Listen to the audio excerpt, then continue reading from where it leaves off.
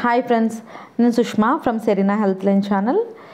ఈరోజు నేను మీతో చెప్పాలి అనుకున్న టాపిక్ ఏంటి అంటే, షుగర్ వ్యాధిగ్రస్తులకి షుగర్ డౌన్ అయినప్పుడు ఎలాంటి సిమ్టమ్స్ ఉంటాయి, సో ఏ విధంగా మనం గుర్తించాలి అనే ఇన్ఫర్మేషన్ ఈ వీడియో ద్వారా నేను మీతో చెప్పాలి అనుకుంటున్నాను. సో ఎవరైతే నా ఛానల్ని ఫస్ట్ టైం చూస్తున్నారో సబ్స్క్రైబ్ చేసుకోండి, చివరి వరకు స్కిప్ చేయకుండా చూడండి, నచ్చినట్లయితే లైక్ చేయండి. టాపిక్లోకి వెళ్ళిపోదాం ఫ్రెండ్స్.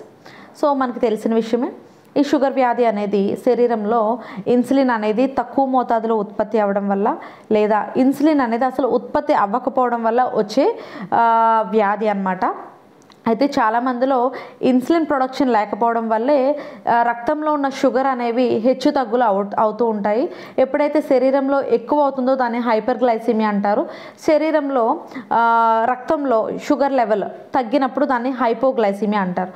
అసలు ఈ హైపోగ్లైసిమియా వచ్చినప్పుడు మనం ఎలా గుర్తించాలి అంటే, ఇమీడియట్గా వాళ్ళకి ఒళ్ళంతా కూడా చెమటలు వచ్చేస్తాయి, ట్రెంబ్లింగ్ అంటే వణికిపోతూ ఉంటారు, షివరింగ్ వస్తుంది, అదేవిధంగా చెమటలు పడతాయి, కళ్ళు తిరిగినట్టు అనిపిస్తుంది, విపరీతమైన ఆకలి కూడా వేస్తుంది.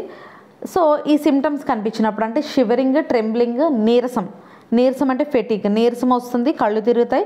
సో ఇవన్నీ కూడా షుగర్ డౌన్ అయినప్పుడు ఉండే సిమ్టమ్స్ అనమాట.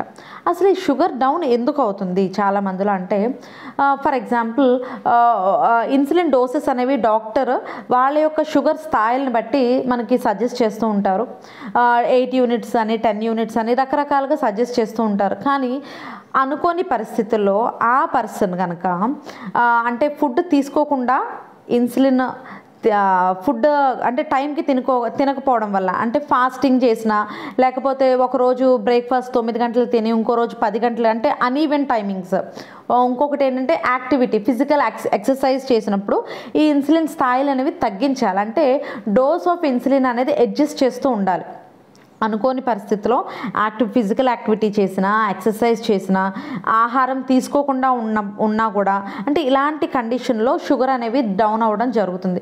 సో అలాంటప్పుడు షుగర్ వ్యాధిగ్రస్తుల్ని ఒక చాక్లెట్ అనేది ఎప్పుడు క్యారీ చేయమని చెప్తారు. గ్లూకోజ్ను కానీ, లేకపోతే గ్లూకోజ్ బాల్స్ కానీ, లేకపోతే చాక్లెట్స్ కానీ క్యారీ చేయడం మంచిది. అంటే ఇమీడియట్గా ఈ లక్షణం కనిపించినప్పుడు వణుకు, బాగా ఆకలి, విపరీతమైన తలలో నుంచి చెమటలు పట్టేయడము, ఇవన్నీ చూస్తే కనుక ఇవన్నీ ఖచ్చితంగా సిమ్టమ్ అదే ఫ్రెండ్స్, హైపోగ్లైసిమియా. ఇమీడియట్గా ఆ చాక్లెట్ని నోట్లో వేసుకోండి, వెంటనే వైద్యుడిని సంప్రదించండి. ఎందుకంటే ఒకవేళ అధికంగా తగ్గిపోతే అది ఇన్సులిన్ షాక్కి వెళ్ళిపోయే ప్రమాదం ఉంది కాబట్టి ముందుగా గుర్తించి ఈ సిమ్టమ్స్ అన్నీ.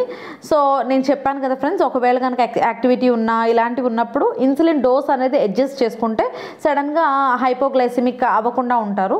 సో ఈ వీడియో ద్వారా ఒక ఇన్ఫర్మేషన్ వచ్చింది అనుకుంటున్నాను. Thank you for watching my video. Bye friends.